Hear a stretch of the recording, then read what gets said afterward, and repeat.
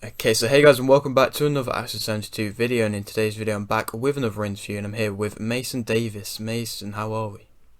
Yeah, I'm good, thank you, mate. How are you doing? I'm doing great, thank you. Thank you very much for coming on the channel, mate. No, it's no worries. I'm just at work at the moment, so I'm just on my dinner break, so take a bit of time out of it. I appreciate your time though, mate. And so am I right in saying you're a 26-year-old super welterweight who's 0-1? Yes, that's correct, yeah. Alright, great, okay. And so if you're on your round here and you haven't subscribed, please do so. Like the video if you do need like the video, and let's get straight into it. So, I'm going to start off with the question which I always like to start off with. Why did you start boxing? So I started boxing, to be honest, just to keep fit. I was a semi-pro footballer, and when COVID hit, we weren't allowed to play anymore. So I just started playing for my mate's Sunday league team. And I got a bad injury. I dislocated my knee playing football, and I've torn my meniscus ligament, so I can't play football anymore. Oh, wow. So I just got in contact with a boxing coach just to keep fit, because I just wanted to see if I could do boxing, because I've always took a bit of an interest in it. Ended up being, half decent at it. Sparred a few people. Ended up sparring like my coach's best fighter. Ended up knocking him down a few times. So my coach asked me if I wanted to fight. I said, "Oh, no, I'll think about it." Blah blah. Yeah. He finally talked me into it, and my first fight lasted 7 seconds. First amateur fight. Wow. And then it's just blown up from there, really. That's great. Okay, and so kind of throughout your whole amateur career, what was your biggest achievement? So probably was I fought at the MEN Arena. Against a lad called Brendan Loughnane. He fights in the PFL. He's just won the PFL championship. You fight for it was $1 million the prize money, and he's just won it. And I fought against him. I did lose that one, but I knew straight away from taking it. I was like, I've got no chance, but I'm gonna give it a go. So yeah, go on. Sorry. That's fair. And so I was just kind of say that kind of mindset of taking the difficult fights, have you always had that with you? Yeah, definitely. I mean, as a fighter, I took that fight. I got asked to do it on Wednesday, and I was fighting on Saturday. Wow. So it was a case of I'm not shy of fighting on late notice, or I'm not shy of fighting whoever wants to fight. I'll fight. As a fighter, I believe you've got to be prepared to fight anybody. You can't be like ducking away from fights and shying away from them. Definitely. And so how many amateur fights did you end up racking up? I had 12 amateur fights. I didn't have massive amount, to be honest. I had 12. That's fair. And so why did you end up turning professional when you did? So my coach just said to me, it was a case of, you've had these professional fights. I'd won 11 of them, and I'd won. So out of my 12, I'd won 11, and 11 by knockout. And it was a case of my coach just said, "Listen, you're doing well in the amateurs.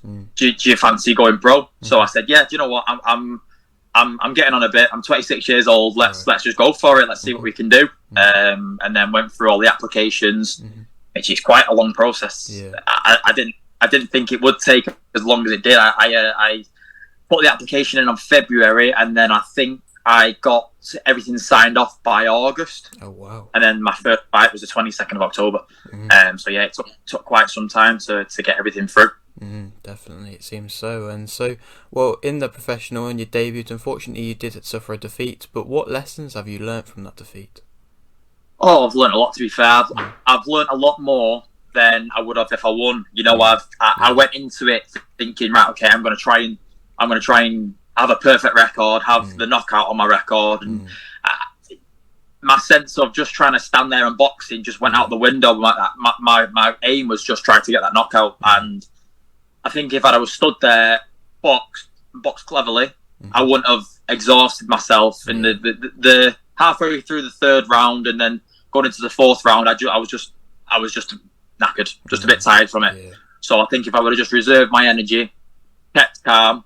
Because I've spoke to my opponent since. I've spoke to Dale, and he's a nice lad. I speak to him now and again, and I was chatting to him on how he was winding me up and how he was laughing and smiling at me, and he just said, "Listen, it's part of his game. That's what he does, and it works for him." And he's a nice lad, really nice lad. And yeah, I just wouldn't bite next time. I'd just keep my cool and keep my head. Definitely, it's always good to look back on your fights. And so, I mean, you are right early on in your professional career, and so what would you kind of say is your main motivation at the moment? Main motivation is trying to get that first win.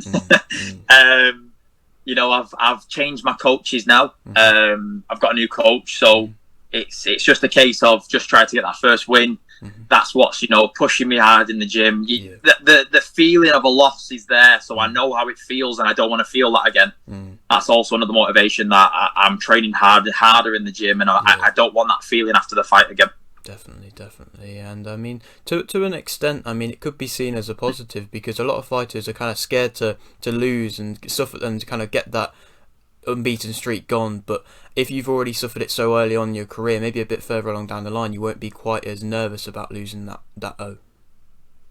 Yeah, definitely. Like, the O's gone now, so it's a case of, right, just getting there. There won't be any nerves, or there won't be anything saying, oh, I don't want this O to go or anything. So I'm glad it's happened in a way, because it's taught me a lot. But then it's also gutted to not get that first win. Of course. And so, am I right in saying, I don't know if it's been announced, but you fighting the 18th of March? Yes, that's correct. 18th March. I don't have an opponent just yet. I've spoken to my manager, Kevin.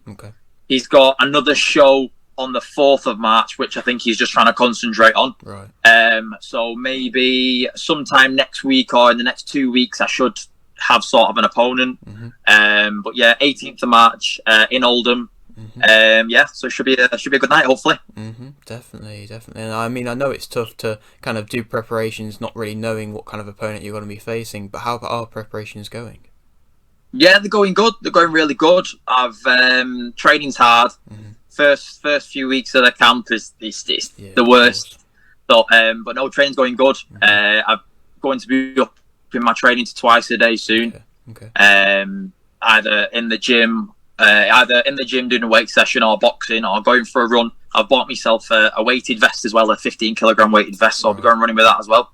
So preparations are going good. I'll definitely be more prepared than last time, more fitter, a lot stronger, a lot leaner. So I'm excited. I'm looking forward to it.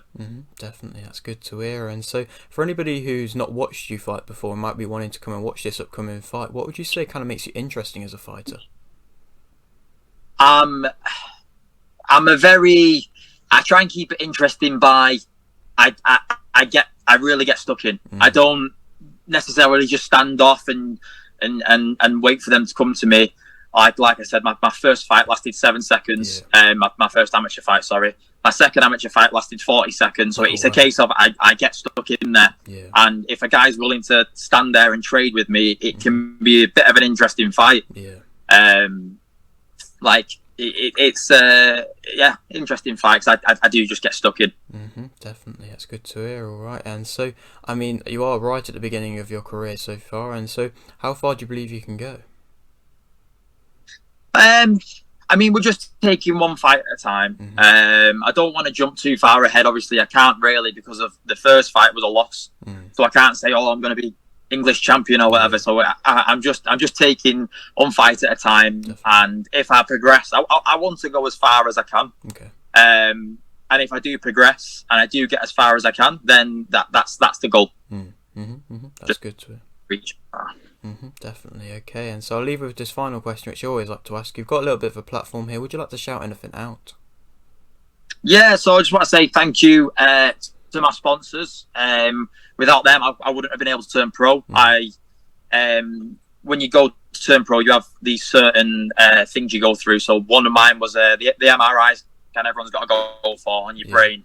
And my MRI scan, they came back and there was something wasn't quite right with it. So I had to have further testing, which was extra money. And my sponsors chirped up. So Bees Coffee Pot, Vista Engineering, and also my nutrition is PH Fitness. All of them guys are amazing. Also to my new coach, he's Steve Strong in Hyde. He's doing an amazing job. And probably my manager, Kevin, he does really look after his fighters. Kevin Kevin Murray, and yeah, he's very, very helpful. If I ever need anything, just give him a message, and he replies. That's great. Okay, well, thank you very much. Maybe a little bit further along down the line, we can come back and do another interview. Yeah, 100%, definitely. As soon as I've got my opponent, we could probably have another go, and then we can chat a bit more on tactics and how I'm going to approach it. Maybe once I know who I'm fighting. Definitely, great. Okay, well, thank you very much, and if you are new around here and you haven't subscribed, please do so. Like the video if you do need like the video, and thanks for